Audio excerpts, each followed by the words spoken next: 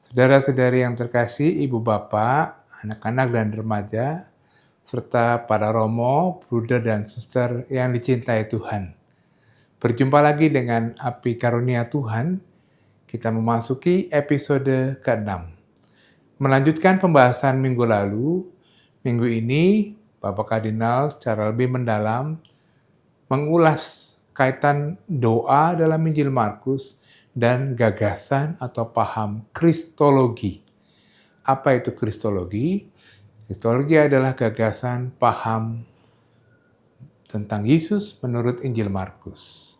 Karena bisa jadi setiap Injil memiliki gagasan Kristologi dan karenanya juga memiliki penekanan dalam doa yang berbeda-beda. Dalam Injil Markus, bab 1 ayat 1 dikatakan, inilah permulaan Injil Yesus Kristus Anak Allah. Yesus, nama Yesus dengan dua gelar, dua paham kristologi yang ingin diulas, yaitu sebagai Kristus, sebagai Mesias, dan Anak Allah. Sangat menarik bahwa tahap demi tahap, Bapak Kardinal akan menyatakan bagaimana paham kristologi ini berkembang, sejalan dengan gagasan tentang doa dalam Injil Markus. Perjalanan dari gelap menuju terang. Selamat menikmati perjalanan ini, perjalanan rohani. Selamat mendengarkan, merenungkan, dan selamat berdoa.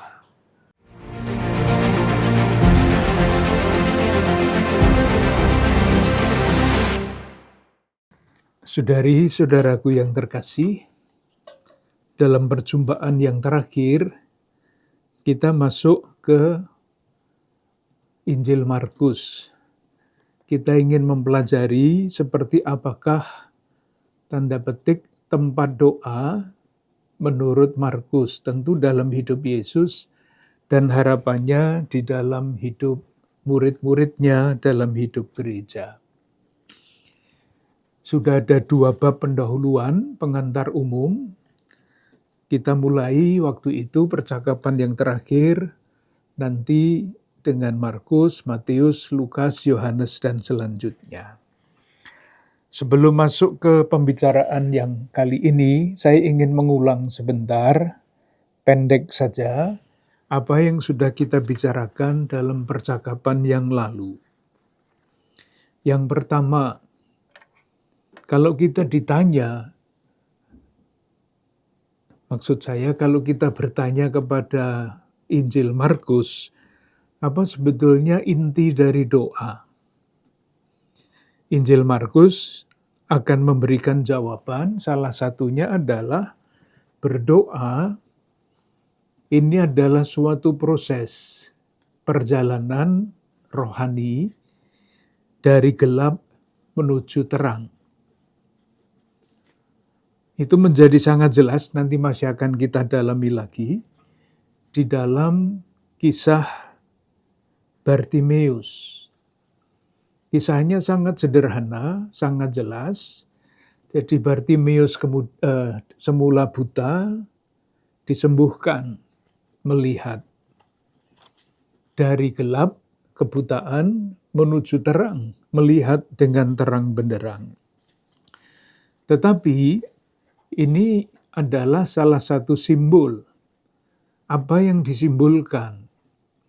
Yang disimbolkan adalah, ada juga di dalam kisah itu, nanti bisa dicek, Markus bab 10 ayat 46-52, semula Bartimeus itu duduk di pinggir jalan. Ini adalah kalimat yang berkaitan dengan gelap. Buta, duduk di pinggir jalan. Sesudah dia melihat, dia tidak lagi duduk di pinggir jalan. Tidak lagi duduk, tidak lagi di pinggir jalan. Tetapi ia mengikuti Yesus. Artinya tidak duduk lagi berjalan, tidak di pinggir jalan, tetapi mengikuti Yesus dalam perjalanannya.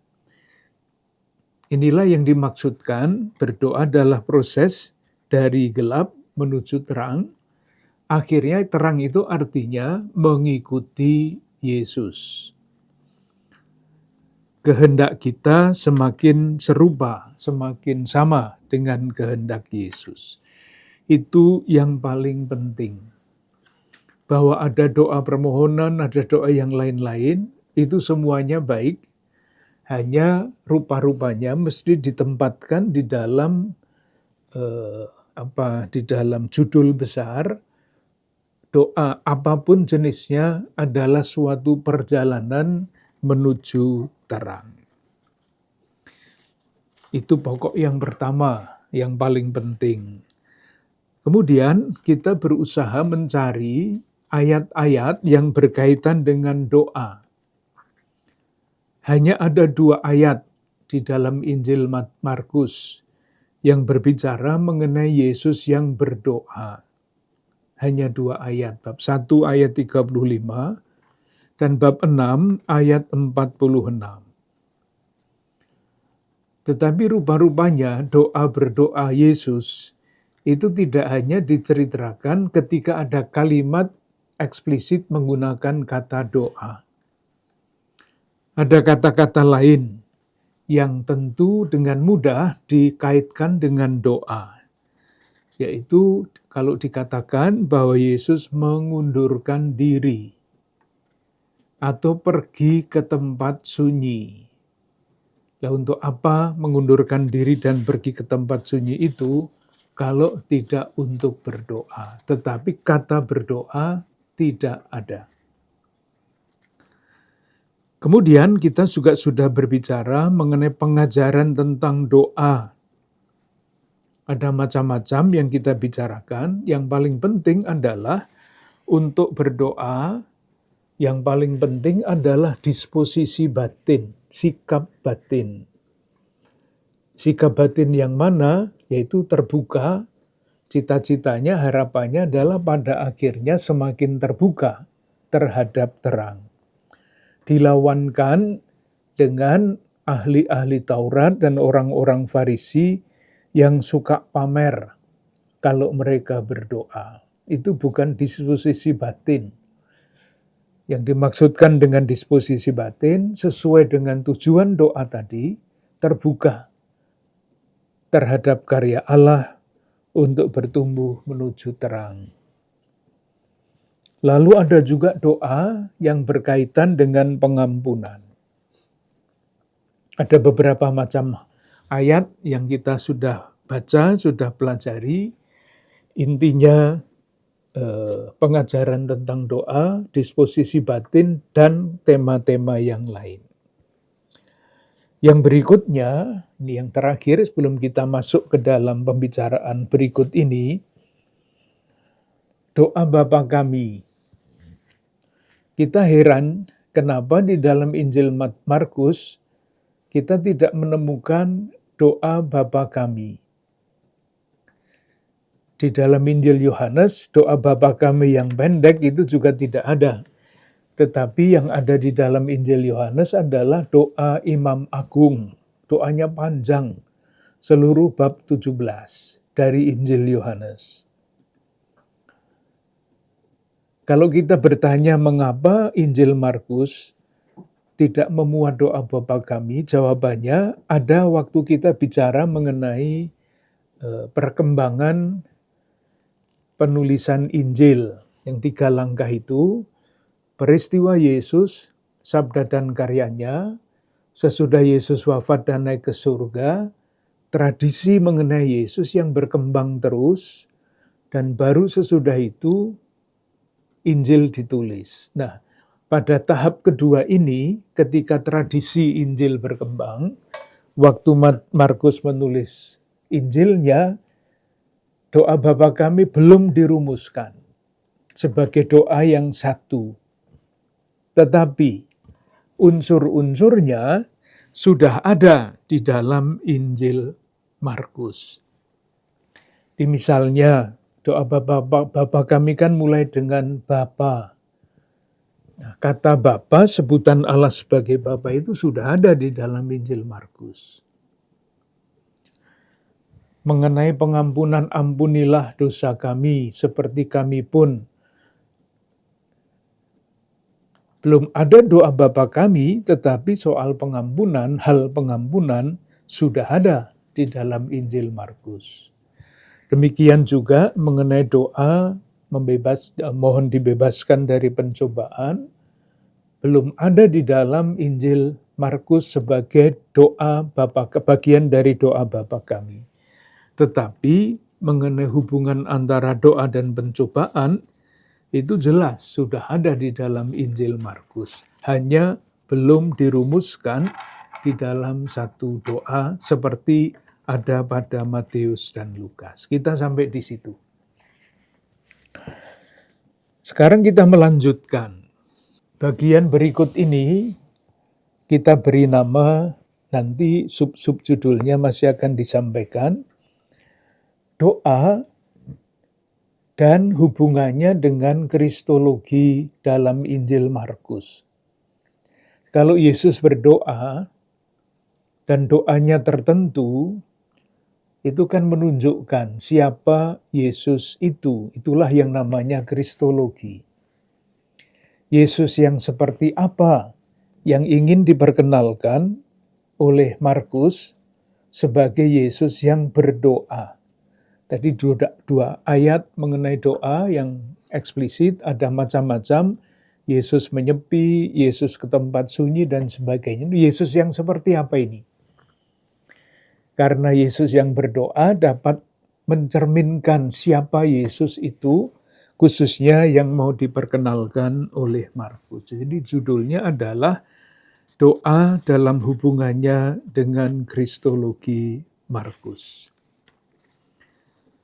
Sudah pernah kita bicarakan sekian waktu yang lalu ketika kita berbicara mengenai pengantar Injil Markus. Kita ulangi sekaligus untuk mengingatkan kembali garis besar Injil Markus. Rencana Injil Markus dapat kita temukan secara sederhana, jelas, pada bab 1 ayat 1. Itulah rencana Markus untuk memperkenalkan siapa Yesus itu. Terangkum dalam 1 ayat ini. Kisah-kisah dan kata-kata Yesus itu nanti semuanya berkaitan dengan judul ini. Dikatakan begini, inilah permulaan Injil tentang Yesus Kristus, Anak Allah. Jadi, Markus itu menurut bab 1 ayat 1, ingin memperkenalkan bahwa Yesus itu adalah Kristus dan Anak Allah. Yesus itu boleh dikatakan nama diri, Kristus itu adalah gelar, Anak Allah adalah gelar.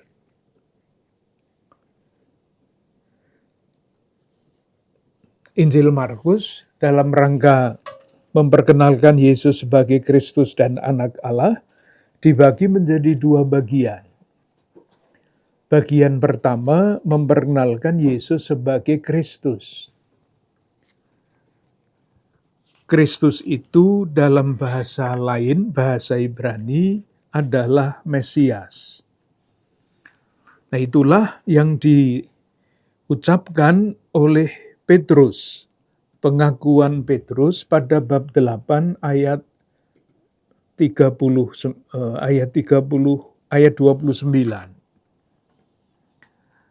Ketika ditanya menurut kamu siapakah aku ini? Lalu Petrus menjawab, maka jawab Petrus, engkau adalah Mesias. Mesias ini sama dengan Kristus. Jadi bagian pertama rencana Markus untuk memperkenalkan Yesus sebagai Kristus, ini sudah selesai pada bab 8 ayat 29. Bagaimana dinamika untuk memperkenalkan Yesus sebagai Kristus? Kalau di dalam bahasa kita sekarang, pembaca Injil Markus itu dimasukkan ke dalam yang namanya tegangan, suspense. Di Yesus itu tampil sebagai Kristus, tetapi juga tidak mau diperkenalkan sebagai Kristus. Tegangan. Misalnya, bab 1 ayat 43 sampai 44. 41 bab 1 ayat 43 44.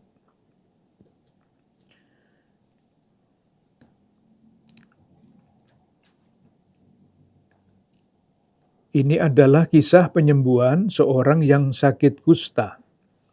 Nah, ketika Yesus menyembuhkan orang sakit kusta itu kan sudah kelihatan kuasanya. Tetapi apa yang dikatakan pada ayat 43, segera ia menyuruh orang itu pergi dengan peringatan keras. Ingatlah, janganlah engkau memberitahukan apa-apa tentang hal ini kepada siapapun. Jadi menunjukkan diri dengan kuasanya, tetapi orang yang disembuhkan itu tidak boleh memberitakan, mengatakan apa-apa. Itulah yang nanti kalau kita membaca buku-buku tentang kitab suci, diberi judul perintah diam. Tidak boleh omong. Bab 3, ayat 11 sampai 12. Bab 3, ayat 11 sampai 12. Penyembuhan banyak orang. Ayat 11. Bila mana roh-roh jahat melihat dia, mereka jatuh tersungkur di hadapannya dan berteriak, Engkaulah anak Allah. Nah, sudah diakui oleh setan bahwa Yesus adalah anak Allah. Tapi belum sampai waktunya, nanti pada waktunya. Oleh karena itu pada ayat 12, tetapi ia dengan keras melarang mereka memberitahukan siapa dia. Jadi suspense ya, ini kok menampakkan diri tapi kok tidak boleh diceritakan kepada yang lain. Masih banyak yang lain, kita lihat yang paling penting tadi. Puncak dari bab pertama, bab 8 ayat 29. Ketika ketahuan bahwa Yesus itu adalah Mesias, Kristus sama bagian pertama, Yesus, Kristus, anak Allah. Ketika ketahuan bahwa Yesus itu adalah Mesias, apa yang dikatakan pada ayat 30? Lalu Yesus melarang mereka dengan keras, supaya jangan memberitahukan kepada siapapun tentang dia. Bagian pertama, dengan demikian selesai. Dan suspense ini menimbulkan pertanyaan. Itulah suspense-nya. Mungkin baik kalau kita lihat 1-2 ayat, suspense-nya itu di mana? Bab 1 ayat 27. Apa ini? Suatu ajaran baru? Ia berkata-kata dengan kuasa. Roh-roh jahat pun diperintahnya dan mereka taat kepadanya. Siapa orang ini sebetulnya? Menimbulkan pertanyaan. Bab 2 ayat 12.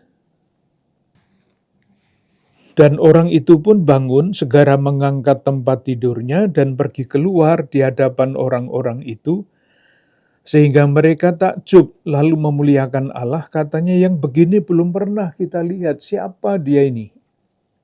Ayat 16 sama. Kita lihat satu lagi, bab 4 ayat 41. Kisah mengenai angin ribut diredakan. Pertanyaan lagi, sesudah Yesus menunjukkan kuasanya sebagai Mesias, sebagai Kristus, dikatakan begini, mereka menjadi sangat takut dan berkata seorang kepada yang lain, siapa gerangan orang ini? Sehingga angin dan danau pun taat kepadanya. Baik, itulah bagian pertama yang memperkenalkan Yesus sebagai Kristus. Membuat mukjizat, membuat melarang orang untuk berbicara mengenai dia, menimbulkan pertanyaan siapa orang ini sebenarnya. Memuncak pada pengakuan Petrus, engkau adalah Mesias. Pertanyaannya adalah, mengapa ketika sudah ketahuan bahwa Yesus itu adalah Mesias, ia masih melarang orang-orang itu untuk berbicara, menyebarkan berita bahwa Yesus adalah Mesias? Jawabannya sederhana, karena faham Mesias yang lazim pada waktu itu di lingkungan orang-orang Yahudi, itu berbeda dengan mesianitas yang akan ditampilkan oleh Yesus. Perbedaannya bumi langit. Menurut faham orang-orang Yahudi, Mesias itu adalah pemenang, penguasa. Sementara yang mau ditampilkan oleh Yesus adalah Mesias itu adalah dia yang menderita. Kita pernah berbicara mengenai hal ini, hamba yang menderita berdasarkan kisah yang terdapat di dalam kitab Nabi Yesaya. Oleh karena itu pada bagian yang kedua, faham yang salah mengenai mesianitas itu akan dibetulkan. Caranya bagaimana? Markus pada bagian kedua ini menyampaikan 3 nubuat sengsara. Kita lihat yang pertama, bab 8 ayat 31. 3 nubuat sengsara. Kemudian mulailah Yesus mengajarkan kepada mereka bahwa anak manusia harus menanggung banyak penderitaan, ditolak oleh tua-tua, imam-imam kepala dan ahli-ahli Taurat, lalu dibunuh dan bangkit sesudah 3 hari. Ini adalah nubuat tentang sengsara Yesus yang dipakai oleh Markus untuk meluruskan faham Mesias. Apa reaksinya? Tidak tahu. Murid-murid yang sudah dididik oleh Yesus itu tidak tahu, tidak mau menerima faham ini, karena mereka sudah mempunyai faham sendiri, yaitu faham Yahudi. Itu tampak di dalam pada ayat 32. Hal ini dikatakannya dengan terus terang. Tetapi Petrus menarik Yesus ke samping dan menegur dia. Tidak terima Petrus itu kalau Yesus itu nanti sengsara. Reaksinya tidak mengerti. Baru sesudah itu dididik lagi, dibetulkan lagi faham Petrus itu. Petrus malah disebut enyahlah iblis. Tetapi murid-murid tetap dididik. Pendidikan itu mulai dari ayat 34. Lalu Yesus memanggil orang banyak dan murid-muridnya dan berkata kepada mereka, setiap orang yang mau mengikut aku, ia harus menyangkal dirinya, memikul salibnya, dan mengikuti aku. Nah, jadi urutannya nubuat, tidak tahu, tidak menangkap atau tidak mau tahu, dan kemudian diajar lagi. Itu nubuat yang pertama. Nubuat yang kedua, bab 9, ayat 30. Ayat 31. Sebab ia sedang mengajar murid-muridnya, ia berkata kepada mereka, anak manusia akan diserahkan ke dalam tangan manusia. Mereka akan membunuh dia, dan 3 hari sesudah ia dibunuh, ia akan bangkit. Ini jadi Mesiasnya yang mau diperkenalkan oleh Markus adalah Mesias yang sengsara. yang berbeda dibandingkan dengan faham Mesias yang lazim pada waktu itu. Reaksinya bagaimana? Ayat 32. Mereka tidak mengerti perkataan itu, namun segan menanyakannya kepadanya. Tidak tahu atau tidak mau tahu. Karena kalau tahu susah, lebih baik tidak tahu. Sesudah itu apa yang diceritakan oleh Markus ayat 33 sampai 37. Pengajaran lagi. Jadi murid-muridnya yang selalu tidak tahu itu selalu diajar juga oleh Yesus. Kita bisa bertanya ini apa yang ada di dalam pikiran hati para murid sehingga mereka yang sudah sekian lama bersama-sama dengan Yesus tidak paham juga mengenai pilihan hidup Yesus. Ada resistensi mental, resistensi kultural, resistensi spiritual, atau resistensi apalagi, sehingga sangat tertutup. Dilanjutkan dengan nubuat sengsara yang ketiga. Bab 10, ayat 32 sampai 34. Judulnya pemberitahuan ketiga tentang penderitaan Yesus. Ayat 33, sekarang kita pergi ke Yerusalem, dan anak manusia akan diserahkan kepada imam-imam kepala dan ahli-ahli Taurat, dan mereka akan menjatuhi dia hukuman mati, akan menyerahkan dia kepada bangsa-bangsa yang tidak mengenal Allah. Ia akan diolok-olokkan, diludahi, disesah, dan dibunuh. Nubuat sengsara yang ketiga. Apa reaksi mereka? Reaksi mereka ada pada 3 ayat 35. Ketika Yesus bicara tentang sengsara dan wafatnya, murid-murid itu rebutan posisi. Yakobus dan Yohanes minta tempat-tempat yang terbaik di dalam pemerintahan kelak. Tidak paham. Tetapi tidak dibiarkan di dalam ketidaktahuan. Ada pengajaran baru. Pengajaran baru itu ada pada ayat 38 sampai 40. Kamu tidak tahu apa yang kamu minta. Dapatkah kamu dan selanjutnya? Kemudian ayat 42 dan selanjutnya. Kamu tahu bahwa mereka yang disebut pemerintah bangsa-bangsa memerintah rakyatnya dengan tangan besi, dan selanjutnya ayat 43, tidaklah demikian di antara kamu. Barang siapa ingin menjadi besar di antara kamu, hendaklah ia menjadi pelayanmu.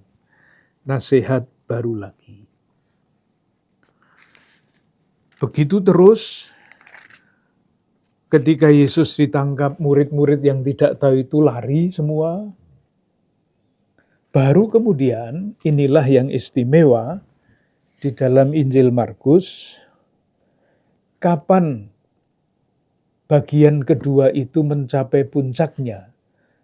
Di bagian pertama tadi kan, Markus ingin menunjukkan bahwa Yesus itu adalah Kristus. Selesai pada bab 8 ayat 29. Lalu kapan puncaknya, selesainya bagian kedua, bahwa Yesus itu adalah anak Allah? Ada pada bab 15 ayat 39.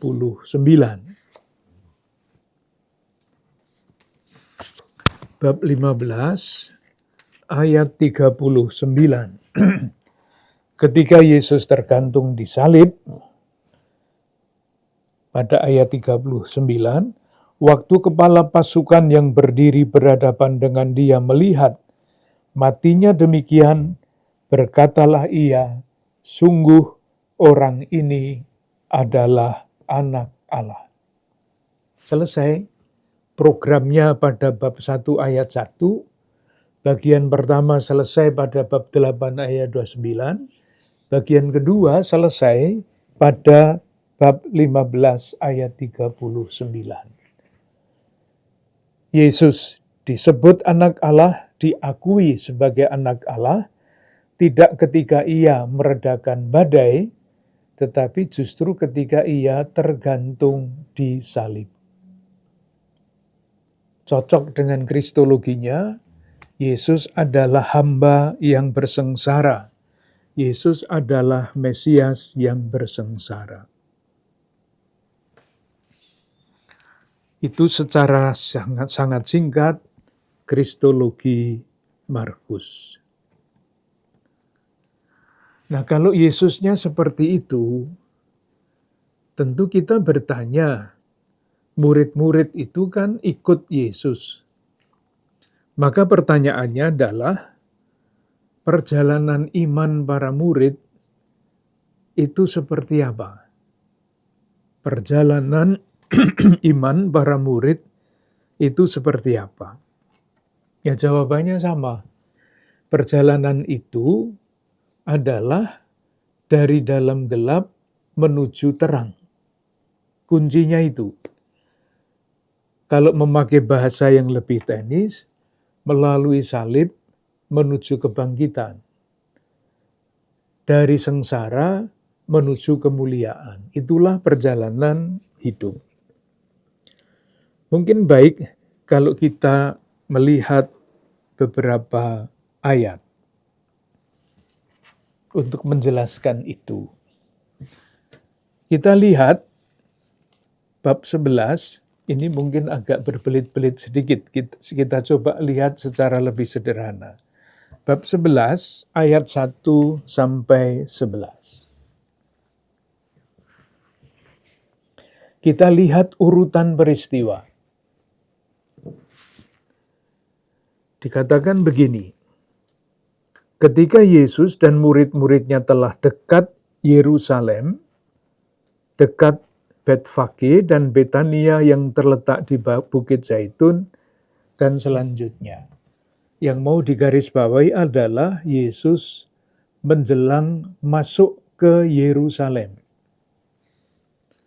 Menjelang masuk ke Yerusalem.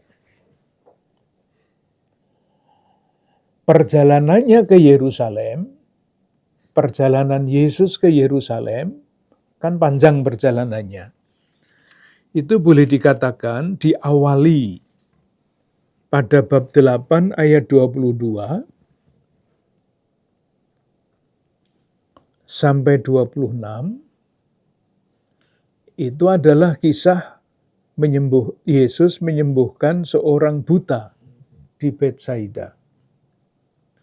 Dan persis sebelum bab 11 itu ada bab 10 ayat 46 sampai 52. Yesus menyembuhkan Bartimeus orang buta.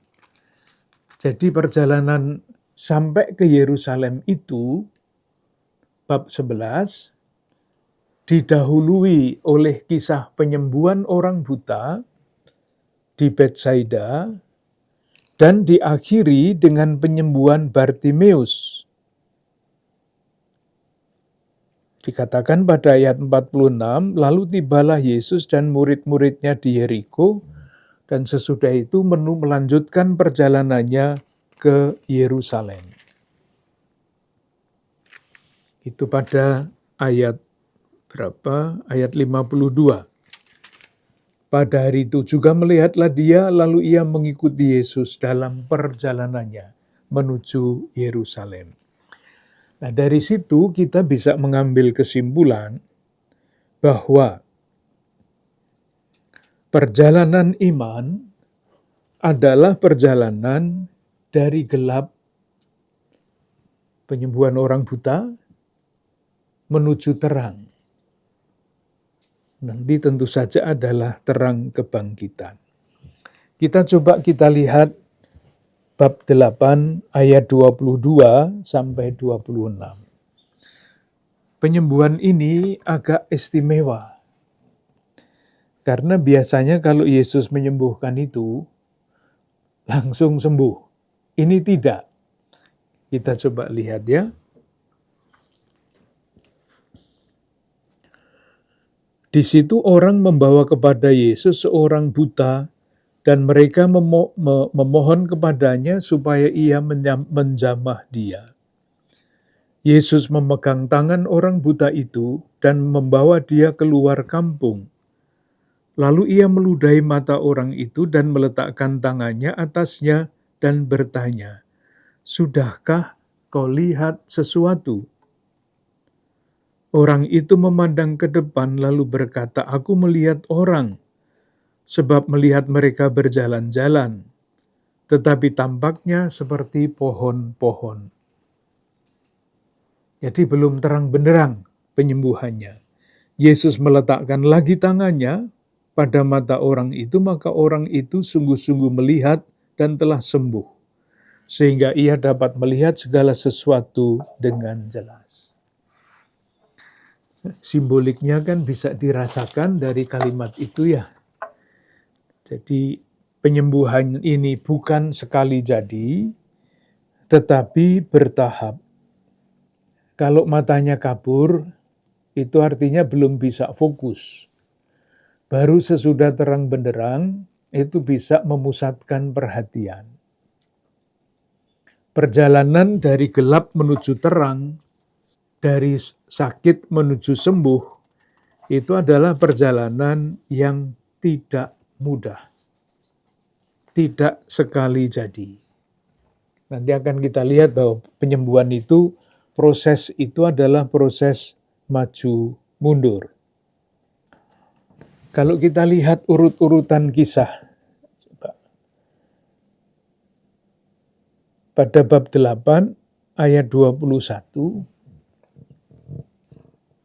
jadi menempatkan kisah orang buta disembuhkan itu dalam urut-urutan kisah, apakah kita bisa menarik kesimpulan, satu kesimpulan. Pada bab 8 ayat 14-21, ini kisah mengenai ragi orang Farisi dan ragi Herodes. Kisahnya berhenti ketika Yesus berkata begini, lalu katanya kepada mereka, "Masihkah kamu belum mengerti? Sudah diberi macam-macam tanda, tetapi belum mengerti." Nah, belum mengerti itu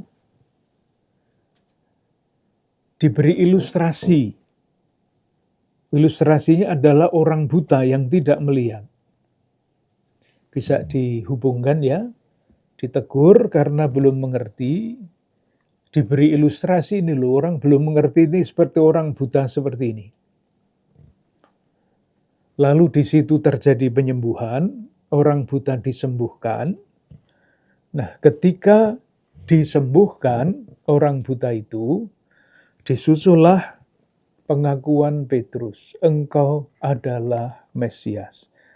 Urut-urutannya juga bisa dibaca dengan cara seperti itu, bukan sekedar urut-urutan kisah satu sesudah yang lain. Dengan demikian, kisah penyembuhan adalah kisah yang sangat simbolik.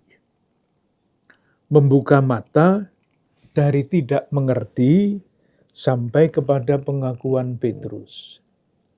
Kalau kita membaca yang bab 10, penyembuhan Bartimeus, dari duduk di pinggir jalan, tidak terlibat, kemudian mengikuti Yesus di dalam perjalanannya. Kita perhatikan sekarang lebih detail penyembuhan penyembuhan Bartimeus. Apa yang kita lihat? Bab 10 ayat 46 sampai 52.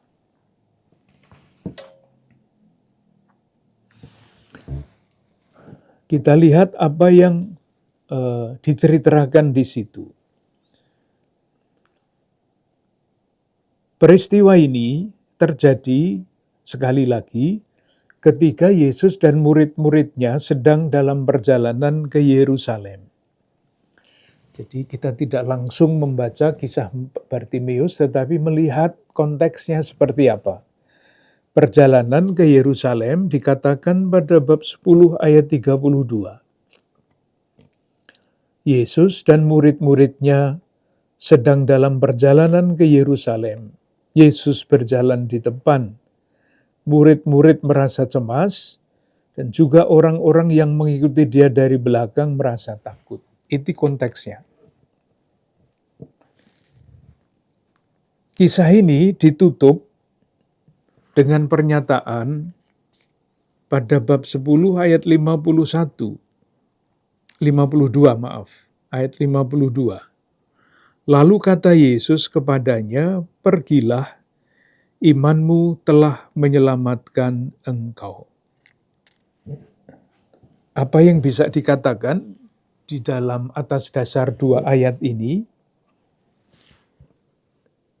Jawabannya bisa sederhana konsepnya, tetapi kalau dalam perjalanan hidup kita tidak sesederhana seperti dikatakan.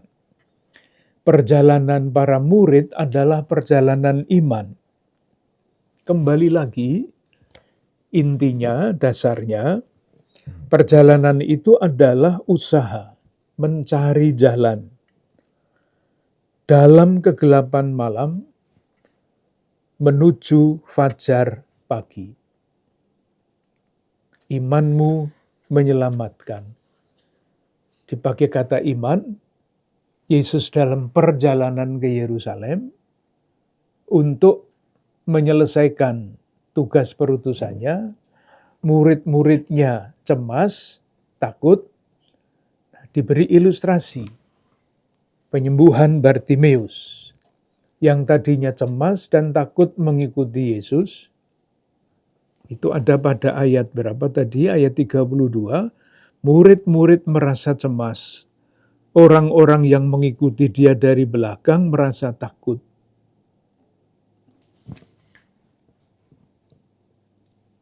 Dalam perjalanan itu, diberilah mereka contoh. Contohnya bukan orang yang cemas dan yang takut. Contohnya adalah Bartimeus. Ini loh, contoh orang yang mau mengikuti Yesus sesudah disembuhkan. Lalu kalimatnya sederhana tetapi penuh makna. Ayat 32 kalimat frase yang terakhir. Pada saat itu juga melihatlah ia, lalu ia mengikuti Yesus dalam perjalanannya. Perjalanan kemana? Ke Yerusalem. Jadi ketika murid-murid yang lain takut, cemas, Bartimeus ditampilkan sebagai contoh, sebagai teladan orang yang sudah disembuhkan dari kegelapan, dari ketakutan, kecemasan untuk mengikuti Yesus dalam perjalanannya. Yang berikutnya kita perdalam, tadi kan pada bab 10 ayat 51, imanmu telah menyelamatkan engkau. 52, imanmu telah menyelamatkan engkau. Kita coba lihat sekarang, apakah ada ayat-ayat lain yang berbicara mengenai kekuatan iman. Jadi kita bicara tentang kekuatan iman. Kita hanya mengambil ayat-ayat yang memuat kata itu. Untuk melanjutkan pernyataan Yesus terhadap Bartimeus, bahwa iman Bartimeus yang menyelamatkan. Markus bab 11 ayat 22. Markus bab 11 ayat 22. Yesus menjawab mereka, "Percayalah kepada Allah. Aku berkata kepadamu, sesungguhnya barang siapa berkata kepada gunung ini beranjaklah dan tercampaklah ke dalam laut, asal tidak bimbang hatinya, tetapi percaya bahwa apa yang dikatakannya itu akan terjadi, maka hal itu akan terjadi baginya." Kekuatan iman. Di sini rumusannya adalah percayalah kepada Allah. Ini kalau dibaca di dalam bahasa Indonesia yang biasa, kita diminta untuk percaya kepada Allah. Kalau kita membacanya dengan variasi, kita bisa mengatakannya begini, milikilah iman yang dari Allah. Merasakan ya perbedaannya, kalau kita mengatakan percayalah kepada Allah, itu seolah-olah percaya itu adalah kualitas kita, percayalah kepada Allah. Kita berusaha, kita berdoa, kita berjuang untuk percaya kepada Allah. Yang paling penting adalah peran manusia. Percayalah kepada Allah. Kalau kita baca secara lain, harafiah di dalam teks yang asli, sebetulnya bisa dibahasakan dengan cara yang berbeda. Milikilah iman yang dari Allah. Beda ya, rasa bahasanya sangat berbeda. Dengan demikian, iman itu adalah anugerah dari Allah. Dan nanti kita bahkan bisa, tidak harus mengatakan, bahwa orang yang beriman, dengan pengertian ini, imannya adalah dari Allah, anugerah Allah, ia ambil bagian di dalam kuasa Allah. Dan kuasa Allah itulah yang menyembuhkan. Iman seperti itu adalah kekuatan yang sangat dahsyat. Tadi sudah kita baca bab 11 ayat 23. Kalau kita bandingkan dengan Injil Matius bab 17 ayat 20. Injil Matius bab 17 ayat 20. Itu sama, hanya konteksnya yang berbeda. Konteksnya siapa? Konteksnya Matius itu adalah teguran kepada orang-orang yang tidak percaya. Karena kamu kurang percaya, ayat 20, ia berkata kepada mereka, karena kamu kurang percaya. Jawaban atas pertanyaan ayat 19, mengapa kami tidak dapat mengusir setan itu? Jawabannya, karena kamu kurang percaya. Lalu baru dikatakan, sebab aku berkata kepadamu, sesungguhnya sekiranya kamu mempunyai iman sebesar biji sesawi saja, kamu dapat berkata kepada gunung ini, pindah dari tempat ini ke sana, maka gunung itu akan pindah. Jadi kekuatan dahsyat dari iman. Itu juga dikatakan oleh Rasul Paulus dalam suratnya yang pertama kepada orang Korintus bab 13 ayat 2. Iman yang sempurna dapat memindahkan gunung. Satu ayat lagi. Bab 11 ayat 24. Bab 11 ayat 24. Karena itu aku berkata kepadamu, apa saja yang kamu minta dan doakan, percayalah bahwa kamu telah menerimanya. Coba dibaca, digarisbawahi kata ini, membingungkan apa tidak?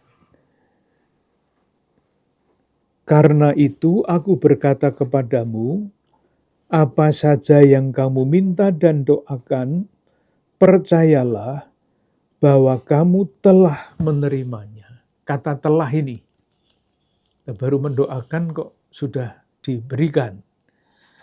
Sebetulnya nuansanya, telah itu dalam bahasa Indonesia kan menunjukkan waktu, sudah terjadi. Tetapi di dalam bahasa kitab suci, kata telah itu tidak dapat hanya menunjukkan waktu, tetapi menunjukkan kepastian bahwa doa itu pasti akan dikabulkan. Karena apa? Itu tadi, berdoa dalam iman adalah ambil bagian dalam kuasa Allah. Ini dahsyat sekali pernyataan ini. Beriman yang diungkapkan dalam doa itu berarti ambil bagian dalam kuasa Allah. Dan bagi Allah tidak ada yang mustahil. Moga-moga jelas, kalau direnungkan pelan-pelan, beriman adalah ambil bagian, bahkan dapat dirumuskan seperti itu, beriman adalah ambil bagian di dalam kuasa Allah. Jadi bukan hanya percaya bahwa Allah itu Bapa, Putra, dan Roh Kudus, itu juga pasti.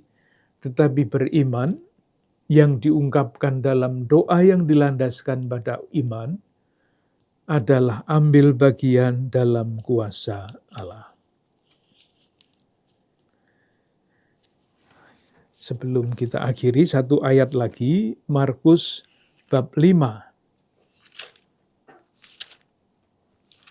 ayat 25 sampai 34.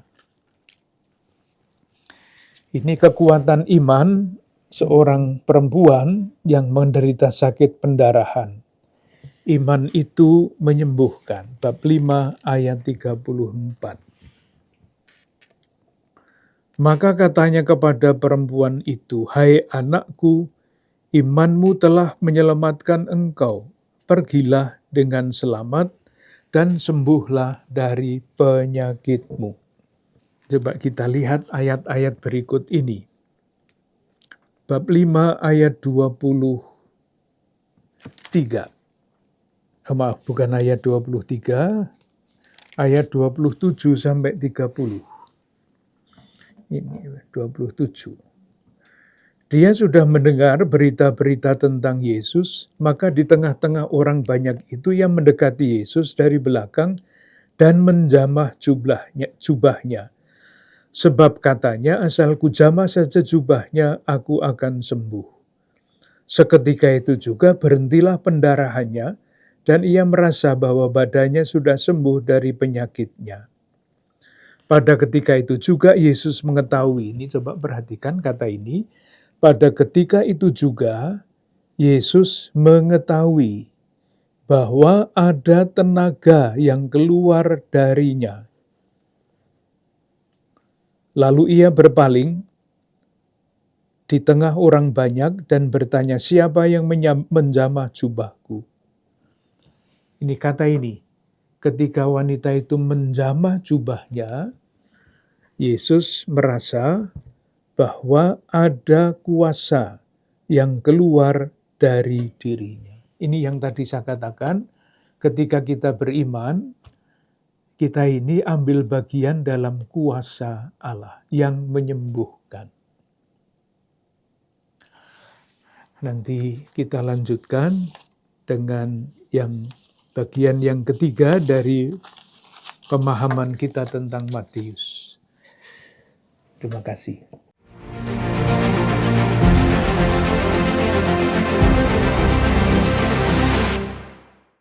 Saudara-saudari yang terkasih, perjalanan iman adalah perjalanan rohani dari gelap menuju terang. Gelapnya hidup seorang manusia menuju terang dalam kasih Tuhan yang sudah digambarkan pada kisah penyembuhan Bartimeus. Mungkin kita perlu bertanya pada diri kita masing-masing. Saat ini, kegelapan-kegelapan apa dalam hidupku yang masih ada? Dan kita mohonkan dalam doa pada Tuhan agar kegelapan-kegelapan itu diubah, ditransformasi, dipertobatkan, agar kita hidup di dalam terang dan kasih Tuhan. Kita mohon berkat Tuhan untuk itu. Semoga saudara-saudari sekalian beserta keluarga dan komunitas diberikan rahmat kesehatan, sukacita, perlindungan dan bimbingan berkat kuasa Allah yang Maha Kudus, Bapa, Putra, dan Roh Kudus. Amin. Terima kasih, sampai jumpa.